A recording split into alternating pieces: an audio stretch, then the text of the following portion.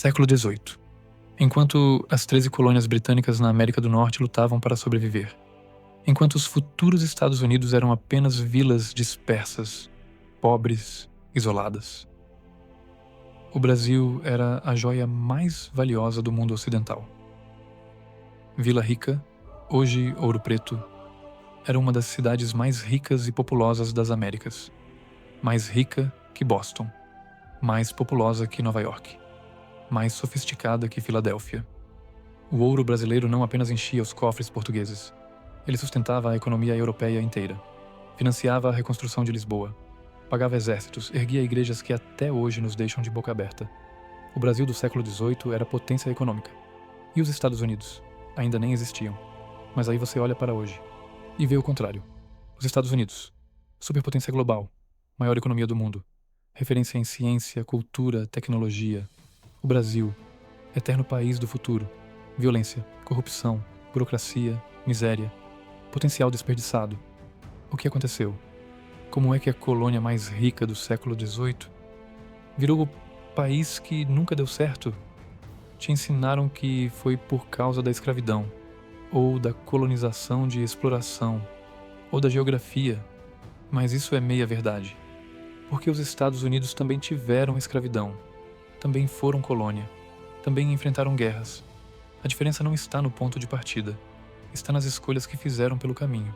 E no caso do Brasil, foram escolhas desastrosas, escolhas que destruíram a educação, que sufocaram a economia, que apagaram a identidade, escolhas feitas por homens como o Marquês de Pombal e seladas por traidores que derrubaram o império e implantaram uma república que nunca funcionou. Hoje, você vai descobrir quando o Brasil era mais rico que os Estados Unidos. Como essa riqueza foi construída? Não com exploração cega, mas com fé, trabalho e civilização. E como tudo isso foi sistematicamente destruído por decisões políticas que nos jogaram na decadência. Essa é a história do Brasil que foi grande e de como perdemos tudo. 1693. Bandeirantes paulistas explorando o interior das Minas Gerais encontram algo que mudaria a história do Brasil para sempre. Ouro. Não era pouco. Não eram pepitas isoladas. Era ouro em abundância. Rios de ouro, montanhas de ouro, ouro que brotava do chão como se a terra estivesse sangrando riqueza. E em poucos anos, o Brasil se torna o maior produtor de ouro do mundo. Vila Rica, a cidade mais rica das Américas. Em 1750, Vila Rica, hoje Ouro Preto, tinha cerca de 100 mil habitantes. Para você ter noção do que isso significa, Nova York, na mesma época, 13 mil habitantes. Filadélfia, menos de 20 mil. Boston, 16 mil. Vila Rica não era só maior, era infinitamente mais rica. Igrejas cobertas de ouro, esculturas de Aleijadinho, pinturas de Mestre Ataíde, uma explosão de cultura barroca que rivaliza com qualquer cidade europeia da época.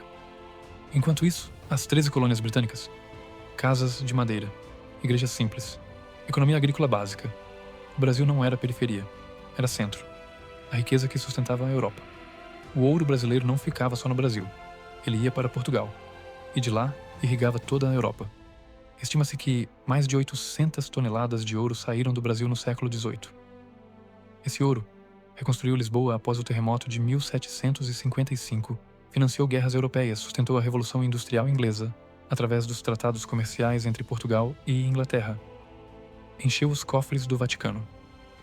O Brasil era a galinha dos ovos de ouro do Ocidente. E, enquanto isso, as colônias americanas produziam tabaco, algodão, um pouco de trigo. Nada que se comparasse à avalanche de riqueza que saía de Minas Gerais. Aqui é onde a narrativa oficial começa a mentir para você. Te disseram que o Brasil colonial era só exploração brutal, escravidão, violência, ignorância. E teve tudo isso, não vou negar. Mas teve também algo que ninguém te conta. Teve construção de civilização. Porque enquanto o ouro era extraído, algo mais profundo estava sendo erguido. Os jesuítas e a educação. Antes de Pombal destruir tudo. A gente já vai chegar lá. Os jesuítas eram a maior rede educacional das Américas. Eles fundaram colégios em Salvador, Rio de Janeiro, São Paulo, Olinda, Recife. Belém aldeias missionárias, onde milhares de índios eram alfabetizados, bibliotecas, teatros, seminários. Homens como José de Anchieta e Manuel da Nóbrega não vieram aqui para saquear. Vieram para educar, civilizar, elevar. Anchieta escreveu gramáticas em tupi, criou peças de teatro, fundou São Paulo. Nóbrega organizou a defesa dos índios contra a escravidão. Criou escolas gratuitas. Enquanto isso, nas 13 colônias, educação restrita a pequenos grupos. Nada de universidades, nada de grande projeto cultural. O Brasil tinha alma educacional antes dos Estados Unidos terem sequer um sistema escolar decente. A fé que construiu cidades e tem mais. As igrejas barrocas de Minas Gerais não eram só arte. Eram símbolos de uma civilização enraizada na fé. Cada igreja era um projeto comunitário. Financiada por irmandades, grupos de leigos que se organizavam em torno de santos padroeiros. Negros livres tinham suas irmandades. Nossa Senhora do Rosário dos Pretos. Mulatos, comerciantes, artesãos, todos tinham. E juntos construíam igrejas que até hoje são patrimônio da humanidade. Isso não é exploração cega. Isso é sociedade organizada. Enquanto isso, as colônias britânicas, igrejas protestantes simples, nada de aleijadinho, nada de mestre Ataíde, nada de barroco. Se o Brasil era tão rico, tão culto, tão promissor, por que viramos isso aqui? A resposta tem nome e sobrenome: Marquês de Pombal. Pombal, o homem que destruiu o Brasil, por dentro 1750. Sebastião José de Carvalho e Melo, o futuro Marquês de Pombal, assume o poder em Portugal. E ele tinha um projeto claro: destruir a influência da Igreja Católica, especialmente os jesuítas. 3 de setembro de 1759. Pombal expulsa todos os jesuítas de Portugal e suas colônias. No Brasil, isso significou fechamento de mais de 25 colégios, destruição de dezenas de aldeias missionárias, fim da maior rede educacional das Américas, escravização dos índios que viviam sob proteção jesuíta. Pombal não modernizou o Brasil.